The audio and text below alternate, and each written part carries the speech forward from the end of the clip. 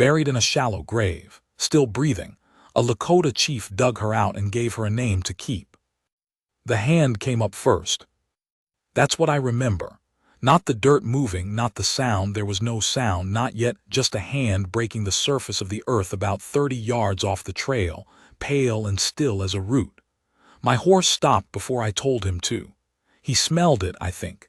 Death, or the edge of it. He stood there and his ears went forward and he did not want to go closer, and I could not blame him. I was 53 years old.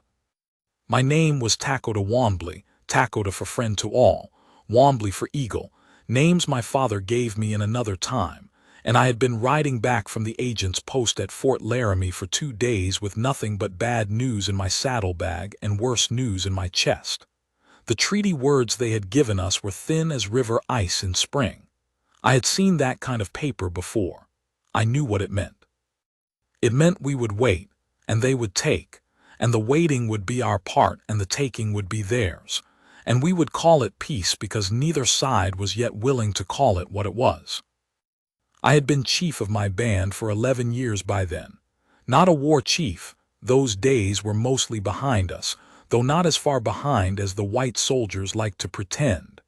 I was a council chief. A man who spoke, who decided, who carried the weight of decisions that other men would live or die by. I had buried a wife.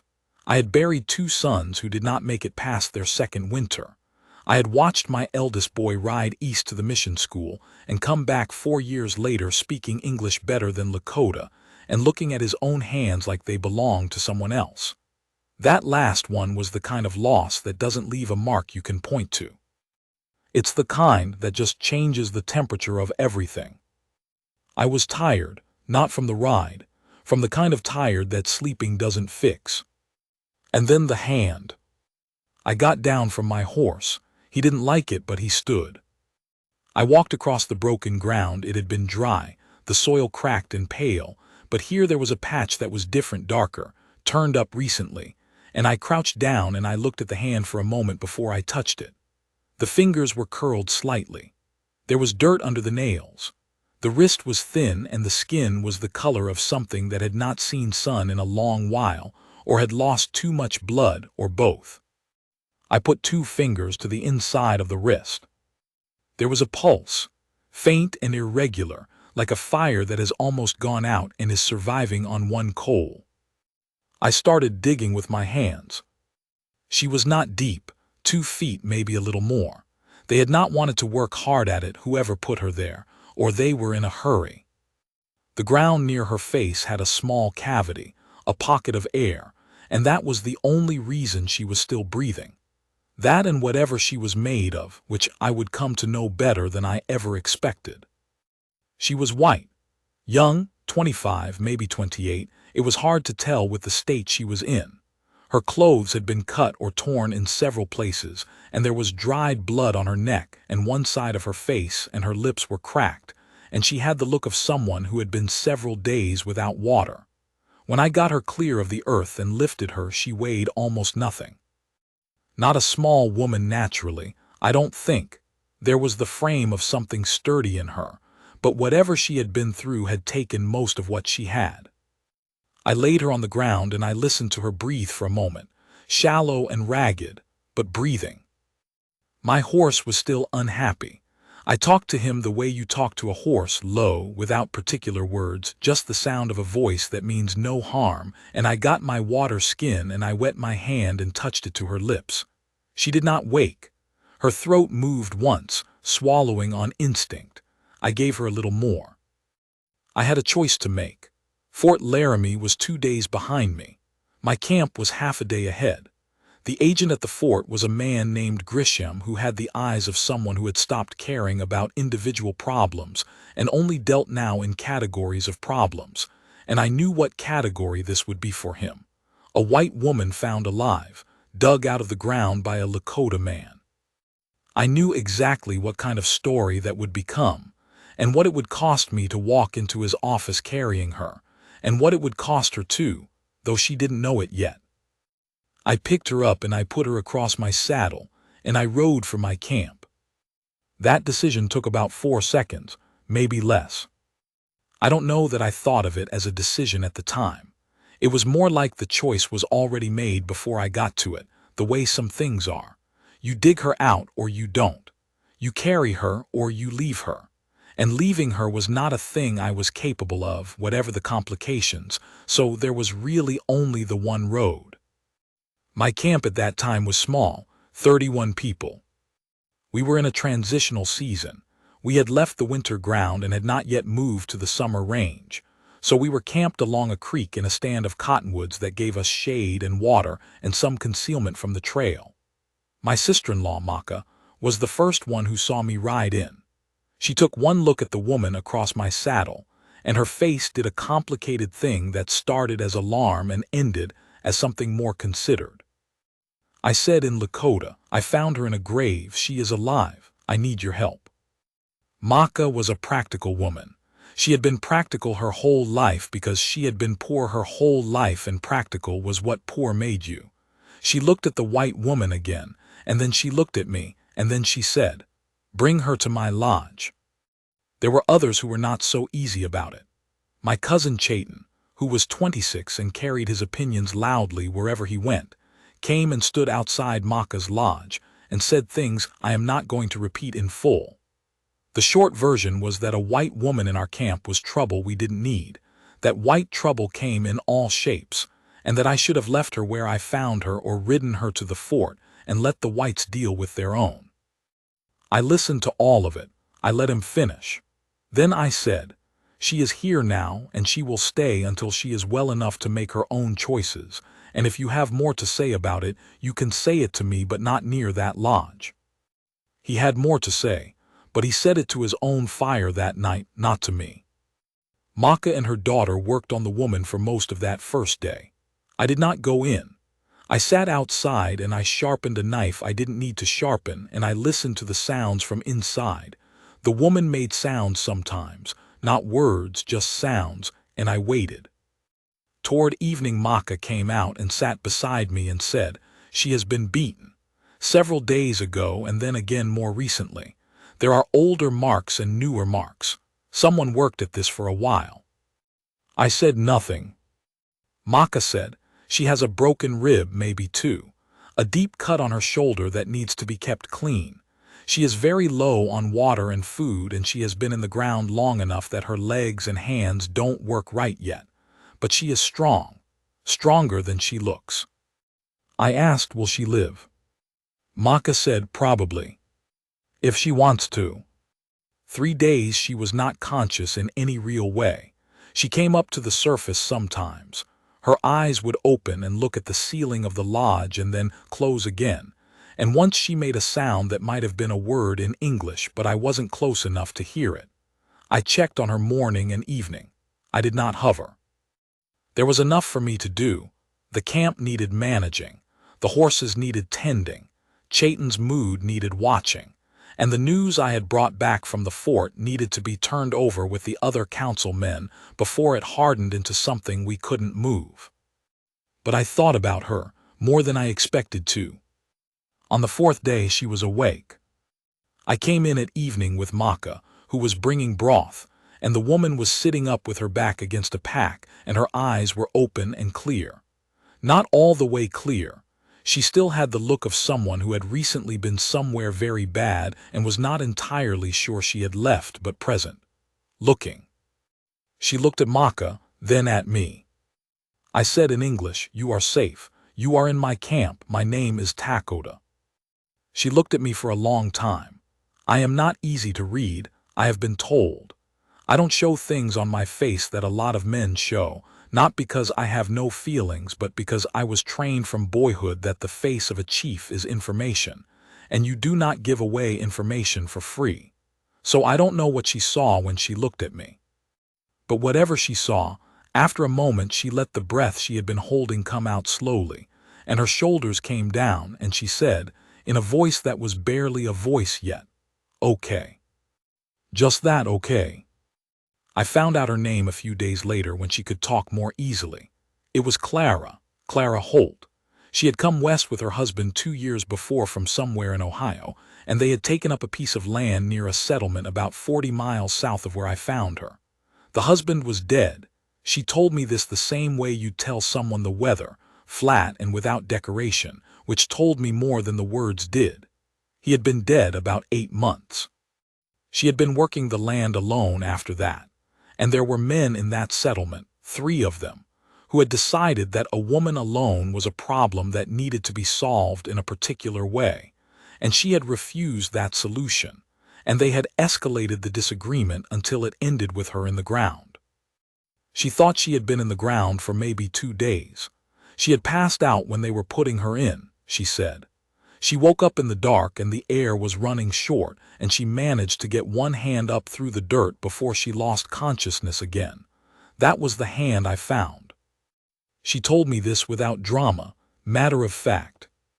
I had the feeling she had been through enough that drama had been burned out of her, the way a field fire burns off the surface growth and leaves just the hard ground underneath. What was left in her was the hard ground. I said, "What do you want to do?" She thought about that. It was a real question and she treated it as one. Finally she said, "I don't know yet. I don't have anywhere to go back to. Those men are still there." I said, "Yes." She said, "I'm not going back to Ohio." I said, "I didn't ask you to." She looked at me again with that long look. Then she said, "Can I stay here a while longer, until I figure it out?" I said, "Yes." That was the second decision. That one took less than a second. The camp had a lot of opinions about this, and I listened to all of them too, and I made the same face I always made, and in the end I said what I had said before. She is here. She will stay until she can make her own choices. And I didn't say anything else. Chayton took his opinions and his horse, and went to visit his wife's family for 2 weeks, which solved several problems at once. Clara Holt was not a woman who sat still while she recovered. This surprised me. I had expected someone broken, not weak, but broken in the way that some people are after they have been through the worst thing they can imagine. She was not broken. She was altered. There is a difference. Broken things don't work. Altered things work differently. By the end of the first week, she was helping Maka with camp tasks. Not the heavy ones, her ribs were still mending, and Maka was firm about that, but the things that could be done sitting or moving carefully. She picked it up quickly, the routine of our camp, without being told most of it. She watched, and then she did. That was something I noticed early. She had the quality of paying genuine attention. She looked at things until she understood them. Not the look of someone cataloging something foreign, but the look of someone trying to learn. Her Lakota was nothing at first, but she started picking up words almost immediately. She had a good ear. Within a month she could follow a simple conversation. Within 3 months she was speaking it, badly but recognizably, and Maka had started correcting her in the way that meant she had decided Clara was worth the trouble. I was not around the camp as much as I might have been. I had responsibilities that took me away, council meetings with other bands, 2 trips back to the fort, a long ride north to speak with relatives about the treaty situation. When I came back from those trips, I noticed Clara in the way that you notice when a thing has changed while you were away. Not dramatically, just the slow shift of someone finding their footing. She never asked me for more than what the camp gave naturally. She didn't petition me for special treatment or protection. She didn't make herself small to avoid being trouble. She made herself useful, which is a different thing entirely, and she did it without performance. She was just there, doing what needed doing, learning what needed learning. I don't know exactly when I started to see her as something other than a woman I had rescued. It wasn't a single moment. It was more like the way a season changes. You're not watching it happen, and then one day you look up and it has happened, and the only question is how long it had been happening before you noticed. I noticed for the first time in the way I listened for her when I rode into camp. Not consciously, but I found myself, after a few months of this, hearing the sounds of the camp when I arrived and sorting through them automatically for hers. Her voice, which had gotten easier and fuller as she got stronger. The sound she made when she laughed, which was not a pretty, careful sound but a real one, sudden and unguarded, the kind that surprised her as much as anyone. There was an evening in late summer. The light was low and amber and the cottonwoods had gone gold at the edges, and I came back from a 3-day ride to find the camp in a particular kind of order that I recognized as her doing. Small things. The fire laid a certain way. The horses moved to better grazing. A repair to Maka's lodge that had needed doing for a month and that I had been meaning to see to. I stood at the edge of camp and looked at these things, and I felt something that I had not felt in a long time. Not quite gratitude and not quite pride and not quite something else. All three maybe, mixed together and warming. She came out of Maka's lodge and saw me standing there. She had her sleeves rolled and her hair back in dirt on one hand, and she stopped when she saw me and said, "You're back early." I said, "The council went fast." She said, "There's food if you're hungry." I said I was. We ate together at Maka's fire, the three of us, and Maka talked most of the time, which was unusual for Maka, and I think she was doing it deliberately to fill the space that might otherwise have said things neither Clara nor I was ready to say yet. I want to tell you about a day in October. We had had a dry summer and a harder autumn than usual, and the game was thin in our usual range. I had been out for 2 days with 3 of my younger men, and we had come back with less than we should have. Not nothing, we had 2 deer and a pronghorn, but less than the camp needed to feel easy about the coming winter. I came back with that on my mind, the weight of the calculation, what we had and what we needed, and how the distance between those 2 things was going to have to be managed. Clara found me at the edge of the camp that evening, sitting by myself. She didn't say anything for a while. She just came and sat nearby. We had gotten comfortable with that by then, the silence. She didn't feel the need to fill it, and neither did I, and that was one of the things about her that I had come to value more than I could easily explain. After a while she said, "Maka told me." I said, "Told you what?" She said, "That the winter is going to be lean." I didn't say anything. She said, "I want to help. I know how to preserve meat. I know how to stretch provisions. My mother was a practical woman. I learned from her. I can do more than I've been doing." I said, "You have been doing plenty." She said, "I can do more." I looked at her then. It was almost dark, and the firelight from across the camp was the main light left, and it was on the side of her face, and she was looking at me with the directness she always had, the level look that never flinched, that had nothing in it of performance or calculation. It was just her saying what was true for her. She was here, she was part of this. She was not going to sit still while the people around her struggled if there was anything she could give. I said, "All right." She nodded, that was all. She got up and went back to the fire. But I sat there a while longer, and what I was feeling, if I am going to be honest about it, what I was feeling was the thing that had been building in me since the summer, since the ride back when I heard her voice in the camp sounds, since the amber evening when I saw what she had done in my absence. I was feeling the specific weight of being needed. Not commanded, not obligated. Needed. By a woman who didn't need me because she had no other choice, but because she had chosen to make her life alongside mine, and she was asking me now to let her carry part of what I carried. I had not had that in 11 years. My wife's name had been Winona. She had been dead 11 years come that winter, the same fever that took our 2 small boys.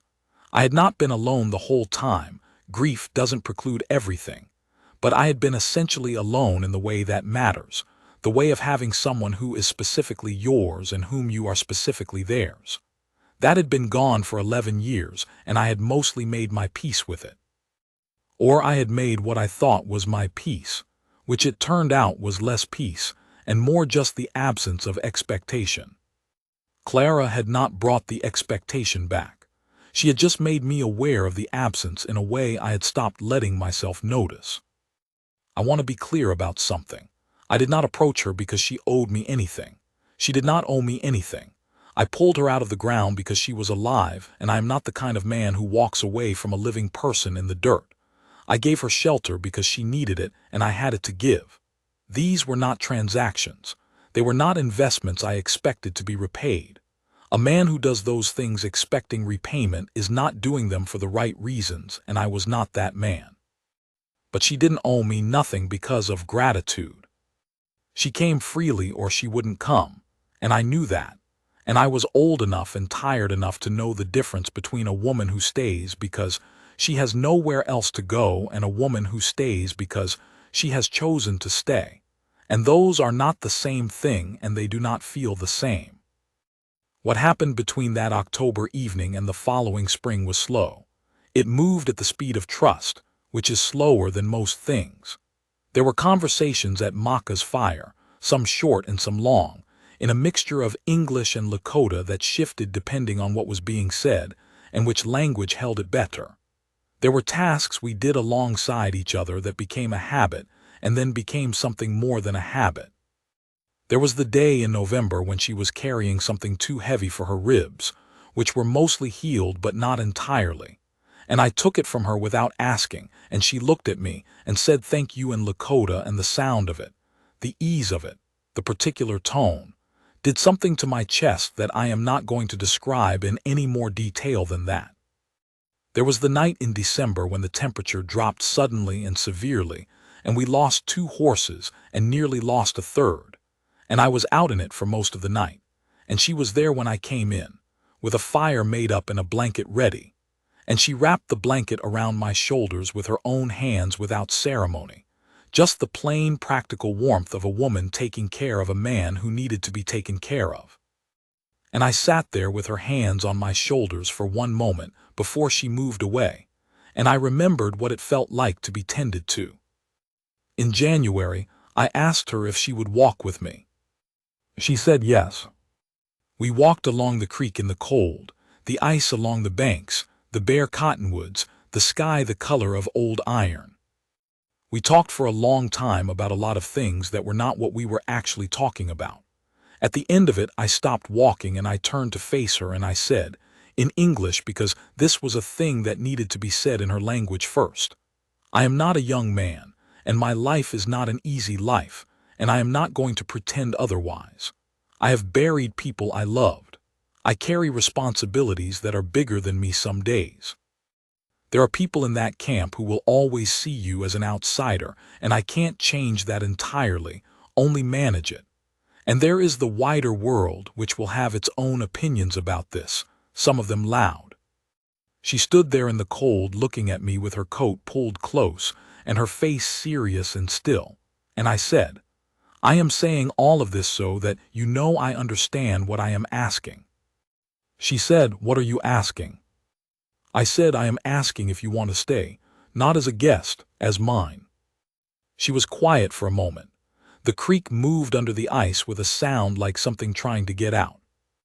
Then she said, I've been yours for a while, Lakota. I was just waiting for you to ask. I had not known that I was holding my breath until she said it, and the breath came out. She took a step toward me and put her hand flat on my chest over my coat and looked up at me. Her hand was cold. She said, I know what you are. I know what your life costs. I'm not afraid of it. I'm here because I want to be here, and I'm asking you to let me be here for real. I put my hand over hers. Her knuckles were cold and I could feel her pulse in them. I said, then stay. She said, I'm staying. We stood there a while longer, the 2 of us, in the cold and the gray light with the creek moving underneath the ice, and it was not a grand moment. It was just 2 people who had been through a great deal of difficulty making a plain and serious agreement with each other. But it was the realest thing that had happened to me in 11 years, and I knew it while it was happening, which is not always the way. There is a tradition in Lakota custom of naming. Names are not just given, they are recognized. You give a name when you see a thing clearly, when you understand what a person is. My father had given me my name when I was 6 and had walked into a field of men arguing and stood between them and said a single thing that made them stop. He had said, you are a friend to all, and you watch from above. And the name he gave me was the name of that truth. I had not intended to give Clara a name. It was not something I had thought about in any formal way. But one morning in February, she was doing a thing that I had been watching her do for months. She was tending to old Sitting Crow, who was the oldest person in our camp and whose hands shook too much anymore to manage his own fire or his food, and she was doing it with a care that was neither performed nor pitying.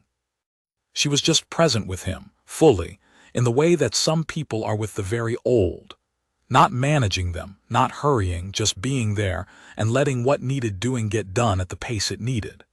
And Sitting Crow, who was a man who had earned the right to be difficult, was at ease with her in a way he was not easy with most people. I said to her that evening in Lakota, "I want to give you a name."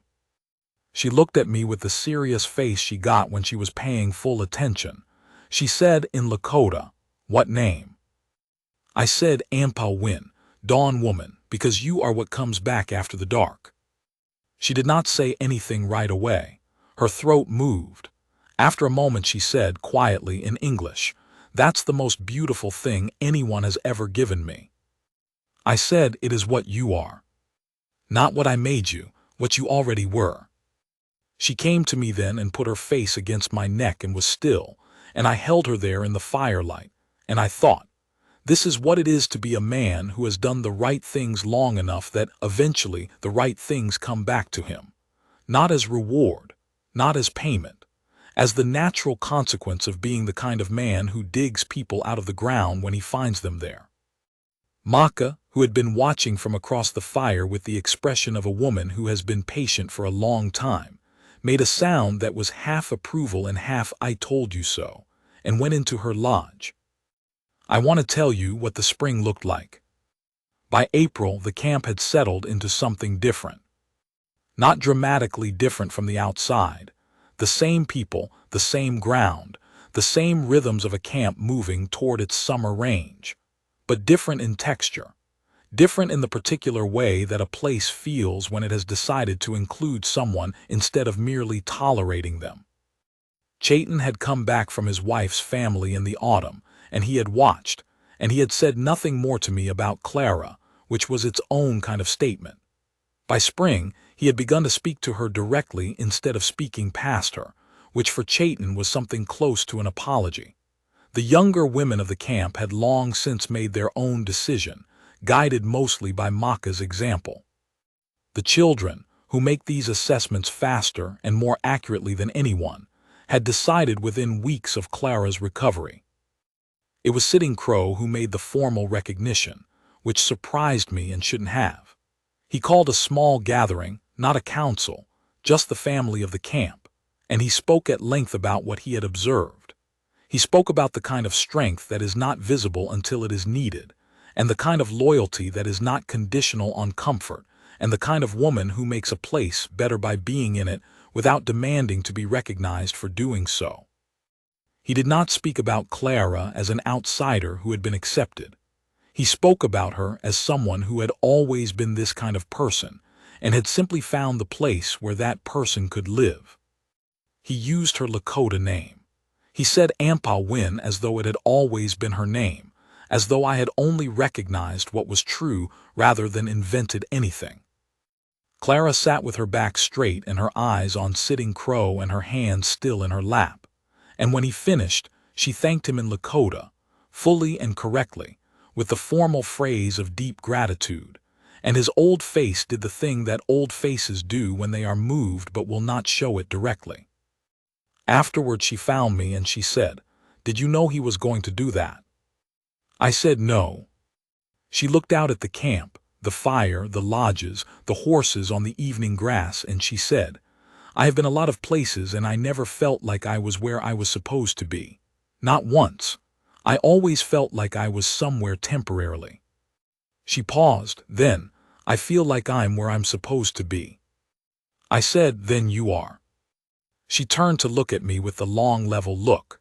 The look I had come to know as well as I knew my own hands, the look that held no performance, no angle, no calculation, only the clean and unguarded truth of what she was thinking. She said, "You gave me that. You dug me out of the ground and you gave me a place in the world and you gave me a name." I said, I only recognized what was already there. She said, "Let me thank you for it anyway." I said, "All right." She put both her hands on the sides of my face, the way a woman does when she wants to make sure you are hearing her, and she looked at me with a steadiness that I had rarely seen in any person in all my years. She said, "There is no one I would rather be beside. There is no one whose life I would rather live inside of. You are the realest thing I have found." She did not say, "I love you."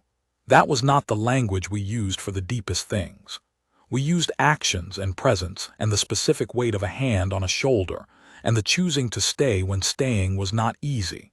But what she said was the same thing, maybe more direct, the way that the plain and literal truth is sometimes more direct than anything dressed up. I covered her hands with mine. I said, "You are the realest thing I have found too." There is not a dramatic ending to this story. I want to be honest about that. We did not ride off into some simple sunset. The treaty problems did not resolve. The winter after that one was harder than the winter before. There were bad years and there were years that were less bad, and there was loss and difficulty, and the particular grinding kind of trouble that does not announce itself dramatically, but simply sits on your chest for months at a time. But Clara was there for all of it, through the bad years and the less bad years, through the loss and the difficulty. She was there the way that the best people are there, not making it easy exactly, but making it possible to carry. Not fixing the things that couldn't be fixed, but standing next to you while they were unfixed and refusing to look away. I was chief for another 14 years after the spring I am talking about. There were councils where the decisions I made were wrong, and councils where they were right, and many more where I could not tell until years later. There were men who tested me, and some who respected me and a few who feared me, which is not the same as respecting but is sometimes necessary. There were negotiations with white officials that went nowhere and a few that went somewhere, and the long, slow work of trying to protect a people and a way of life in the face of a world that had decided it wanted the land more than it wanted the people. Through all of it, Clara was beside me in the particular way she had, which was not standing behind me or being led but standing beside, weight on both feet, looking at the same thing I was looking at, thinking her own thoughts about it. She never pretended to understand fully what it meant to be what I was to my people, and I valued that honesty. But she understood what I carried, and she chose, every morning, to help me carry it. That is a thing that is rarer than most things. I am old now. I am past the age my father lived to, past the age my grandfather lived to. I have been sitting with this for a long time, this memory of a hand in the dirt, and a woman who came back from that dirt into something she had not expected, a life she had not planned, a name she had not been born with but had earned. There is a thing that I have thought about more times than I can count, which is this: the small distance between leaving and not leaving, between walking away from that hand in the ground and stopping, between doing the easy thing, which is to tell yourself that it is not your problem, it is not your people, it is not your business, and doing the thing that you already know you are going to do before your mind has finished making its argument. That distance is very small, half a second maybe, maybe less, and everything that came from it was enormous. I did not give Clara Holt her life. The air pocket in the dirt gave her that, and whatever she was made of, and whatever the world had decided it needed her for. I gave her a hand up out of the ground. I gave her a place to be while she was getting back to herself. I gave her a name for what she already was. What she gave me is harder to put words to. Not because there are no words, but because the words are all too small. She gave me back the experience of being chosen, of being looked at by a good woman with clear eyes and found worth choosing, not because I was young or wealthy or easy or without difficulty, but because of what I was, the man I had always been and had gone on being, even when being that man had brought me more loss than reward. And she saw that man and she said, "That is the one. That is who I want. That is the life I want to live." You do not know what that costs until you have lived without it for 11 years, and you do not know what it means until someone gives it back to you. The cottonwoods are gold again outside. Every year the same gold, and every year it still surprises me, the way the light comes through them and lays itself down on the ground in pieces. Clara is inside. I can hear her moving. She is talking to someone, one of the grandchildren, maybe, or Maka's daughter who still comes to visit. Her Lakota has been fluent for many years now, and she switches between it and English without thinking, depending on who she's talking to and what needs saying. In a little while she will come and sit with me in this light, the way she does most evenings. She will not say much. She rarely does in the evenings. We have talked enough over the years that the silence is full now, full of everything that has already been said and everything that doesn't need saying. She will sit beside me and I will put my hand on hers, or she will put her hand on mine, and we will watch the light go off the cottonwoods. And I will be a man who dug a woman out of the ground 20-some years ago and gave her a name and a place to live. And she will be a woman who chose, out of all the things she could have done with her recovered life, to spend it here beside me. That is all. That is everything.